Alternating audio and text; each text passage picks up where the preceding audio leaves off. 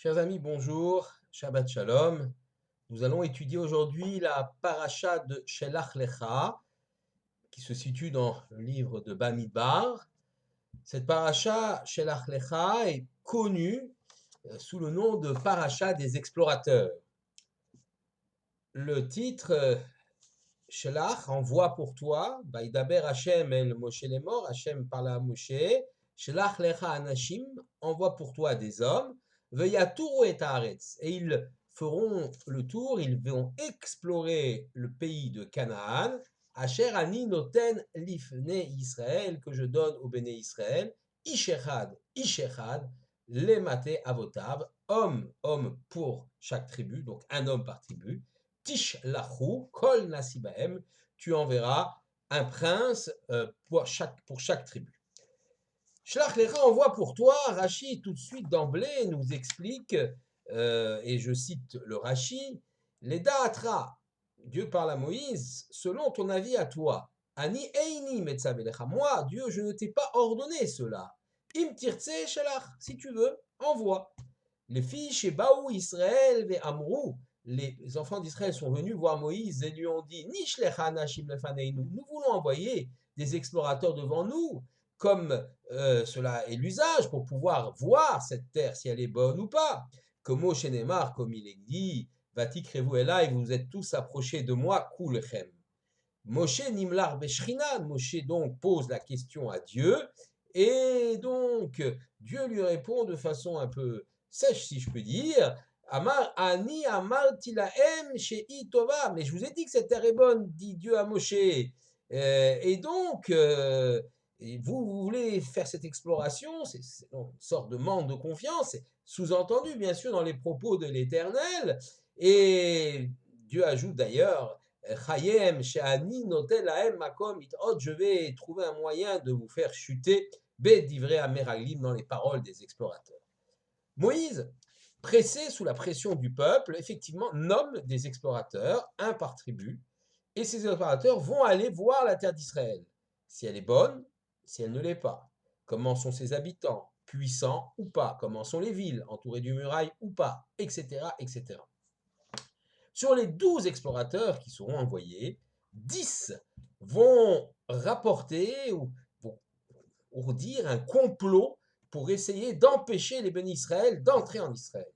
2 seulement vont montrer leur grandeur et ne pas s'associer. Il s'agit de Yehoshua, celui qui sera le successeur de Moshe, et Caleb de la tribu de Yehuda, Yehoshua étant de la tribu d'Éphraïm.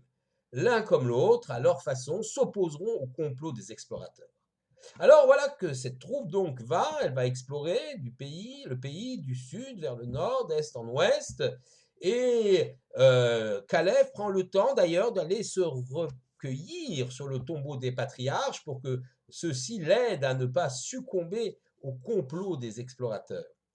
Les explorateurs vont ramener des fruits gigantesques, une énorme grappe de raisin qu'il faut porter sur des barres, c'est un symbole d'ailleurs du tourisme ou d'une certaine marque de vin en Israël, une figue gigantesque, une grenade gigantesque. Mais l'apport de ces fruits importants, eh bien, n'a pas pour but de vanter la qualité de la terre d'Israël qui produit de si beaux fruits, mais simplement pour dire que de la même façon que ces fruits sont disproportionnés, eh bien, les habitants de cette terre sont des géants, ils sont disproportionnés et on ne pourra pas les vaincre. Et ce sont ces propos-là, calomnieux sur la terre d'Israël, que les explorateurs, 10 sur 12, vont rapporter au peuple d'Israël. Et là, Moshe sera impuissant. Caleb va bien essayer de les faire taire, mais il n'y arrivera pas.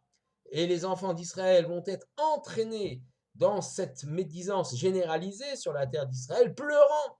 On va rentrer dans une terre, on va être massacrés, nos enfants vont devenir des esclaves, c'est terrible, on ne veut pas y aller. Et les explorateurs eux-mêmes, donc, poussent à cela. Tout le monde pleure dans cette nuit-là. C'est la nuit du 9 Av, suivant la sortie d'Égypte. Nous sommes également quelque temps après le don de la loi. Et cette nuit d'ailleurs du 9 Av, cette journée du 9 Av sera une journée funeste qui sera réservée, si je puis m'exprimer ainsi, pour toutes les poranouyot, c'est-à-dire les catastrophes qui s'abattront sur le peuple juif à venir, et notamment la destruction du premier et du deuxième temple de Jérusalem. Mais revenons à nos explorateurs. À un moment donné, évidemment, tout ceci cesse, l'Éternel intervient. Les explorateurs sont châtiés par une mort atroce. Quant au peuple, la sanction tombe. Vous n'avez pas voulu rentrer en Israël. Vous avez dit que vos enfants seraient des esclaves là-bas. Eh bien, pendant 40 ans, le peuple d'Israël sera condamné à errer dans le désert. Ce n'est que la génération suivante, les jeunes, ceux qui avaient moins de 20 ans au moment de la sortie d'Égypte, à quelques exceptions près, qui pourront entrer en Eretz Israël car ils seront prêts à affronter cette entrée en terre d'Israël. La chose est assez terrible. Tous les 9 Av, chacun creusait sa propre tombe, nous dit le Midrash, et s'y allongeait le lendemain, eh bien certains ne se relevaient pas, et ainsi pendant 40 ans. La fin de la peine, la fin de la sanction de cette terrible malédiction, eh bien, elle prendra fin lorsque les enfants d'Israël, 40 ans plus tard, verront que ni le 9 Av, personne n'a succombé. Tout le monde s'est relevé de sa tombe. On fait la même chose le 10 Av, tout le monde se relève de sa tombe. Et ainsi jusqu'au 15 Av, devenu Toub Av, une fête aujourd'hui dite la fête des amoureux, mais en tout cas, à l'époque, c'est le Toub Av, le 15 Av, qui est ce jour où on a bien compris que cette malédiction avait cessé et qu'enfin les Béné Israël peuvent rentrer en Eretz Israël. 40 ans de condamnation à errer dans le désert. Quelle est la faute des explorateurs? Pourquoi est-ce une faute si grave? En quoi, effectivement, d'empêcher, de convaincre le peuple d'Israël de ne pas entrer dans la terre d'Israël constitue une grave faute? Eh bien, d'abord, premier point, il s'agit de lachon hara, de médisance sur la terre d'Israël. Et Rachi lui-même nous dit Lama nismecha parashat meraglim. Pourquoi la paracha des meraglim est juxtaposée à la paracha de Myriam, à la sidra de Myriam que nous avons lue la semaine dernière dans Be'alotecha. Le fiche est l'acta al iske diba chez dibra be'achia, parce qu'elle a été frappée, Myriam, à cause du lachon hara qu'elle a dit sur son frère Moïse. Eh bien, Rechaim alalou, ces méchants-là, ont vu cela, Raoul Lola Koumousar, et ils n'en ont pas pris de morale, ils ont continué à faire du lachon hara. Mais comprenons, allons un peu plus loin, quelle est la motivation? Pourquoi dire du lachon hara, de la médisance sur la terre d'Israël, alors qu'on a bien vu que Dieu est capable de tout, il va nous faire rentrer, s'il y a des géants, peu importe, ils seront vaincus. La terre est bonne, Dieu l'a promis. Première explication, simple, ces 10 explorateurs sont des chefs de tribu. Certes, nous dit Rachid, ils étaient kshérim, ils étaient honnêtes au moment du départ, mais honnêtes par leurs actes. Peut-être avaient-ils déjà pensé un certain nombre de choses. Et le complot va sourdir, en effet, ces 10 individus, princes d'Israël, se disent, si nous entrons en Israël, qui nous dit que l'ordre, la hiérarchie sociale sera la même que celle que nous vivons dans le désert? Qui nous dit que nous serons encore des chefs en Israël? Peut-être émergeront d'autres forces, d'autres personnes qui prendront le pouvoir, et nous n'en voulons pas. Nous préférons rester dans le désert pour garder nos positions sociales. C'est une première explication. Mais, pour aller un peu plus loin, elle semble un peu simple et surtout, si on dit, et c'est là qui est un peu la difficulté, Rachid dit encore une fois qu'au moment où débute cette histoire, les 10 explorateurs sont kshérim, sont des gens cachers. Donc ils avaient peut-être au départ des intentions pures qui ont mal tourné. Je voudrais rapporter ici l'opinion de beaucoup de mefarshim, de beaucoup de commentateurs, mais qui est très bien exprimée par le Rav Shlomo Yosef Zevin dans son ouvrage La Torah ve la Moadim. Il nous explique. Dans le désert, la vie est idyllique. On n'a pas à se préoccuper de trouver sa subsistance. La manne tombe tous les jours. Il y a un décaille, mais enfin, ça n'a pas été tellement pour le bien d'Israël. Et puis, il y a de l'eau à profusion. Le puits de Myriam suit le camp des Béné Israël. Les camps des Béné Israël sont protégés par ce qu'on appelle les Anané Kavod, les nuées de gloire qui enveloppent le camp des Béné Israël. Une à chaque point cardinaux, une au-dessus, comme un dôme pour les protéger du soleil, et une à terre qui vient donc aplanir le terrain et détruire serpents et scorpions. Donc, on n'a pas à se préoccuper ni de sa subsistance, ni de sa défense, ni du climat, ni de quoi que ce soit d'autre. On peut donc se préoccuper tout simplement de spiritualité, toute spiritualité. On va s'adonner à l'étude de la Torah sans aucune préoccupation matérielle et tout va aller pour le mieux. C'est cela la motivation des explorateurs. Lorsqu'ils rentrent en Israël, ils comprennent bien que cette période va prendre fin. Qu'en entrant en Israël, il va falloir prendre des responsabilités. Il va falloir cultiver la terre pour y faire pousser différents produits. Il va falloir se défendre, créer une armée, bâtir des cités, créer une société, une civilisation, des échanges. Tout cela fait partie d'un monde matériel indispensable et nécessaire et les explorateurs n'en veulent pas. Nous voulons rester dans le tout spirituel. Et le désert, c'est le lieu de la toute spiritualité.